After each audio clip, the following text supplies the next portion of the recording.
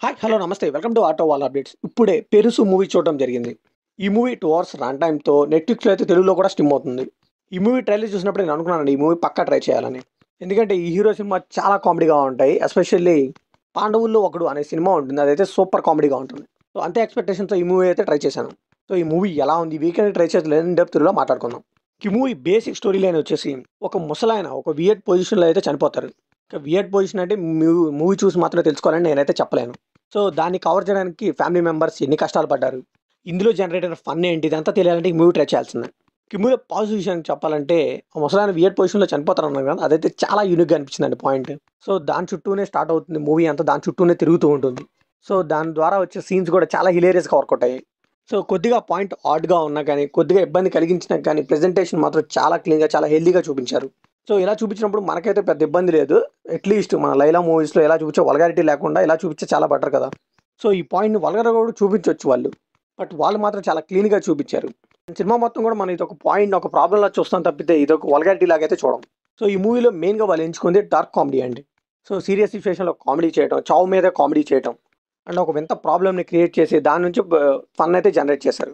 నేనైతే పక్కా రికమెండ్ చేస్తానండి ఈ మూవీని. ఫస్ట్ హాఫ్ అయితే హిలేరియస్‌గా వర్కౌట్ అయింది. చాలా కామెడీ సీన్స్ బాగా వర్కౌట్ అయ్యాయి. ఎస్పెషల్లీ ఆ కన్‌ఫ్యూజన్ క్రియేట్ అవుతుంది కదా! అది చాలా బాగా వర్కౌట్ అయ్యాయి. ఇంకా ఫ్రెండ్స్‌తోనే చూడండి ఈ మూవీని చాలా బాగా ఎంజాయ్ చేస్తారు. ఇంకా వీళ్ళ కామెడీకి ఆ వన్ లైనర్స్ కానీ, ఆ కామెడీ పంచెస్ కానీ చాలా బాగా వర్కౌట్ అయ్యాయి.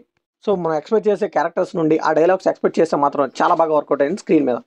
అండ్ మూవీలో ప్రతి క్యారెక్టర్ కూడా అండి చాలా ఇన్నోసెంట్‌గా కనిపిస్తూ ఉంటారు. సో దాని ద్వారా వాళ్ళు చేసే కామెడీ అయితే బాగా జనరేట్ అయింది.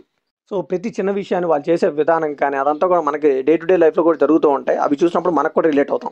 అండ్ ఈ మూవీలో ప్యారల్‌గా కుర్రోడి స్టోరీ ఒకటి నడుస్తూ ఉంటుందండి. అది కూడా చాలా ఎంగేజింగ్ అండ్ ఎంటర్‌టైన్‌మెంట్‌గా చూపించారు.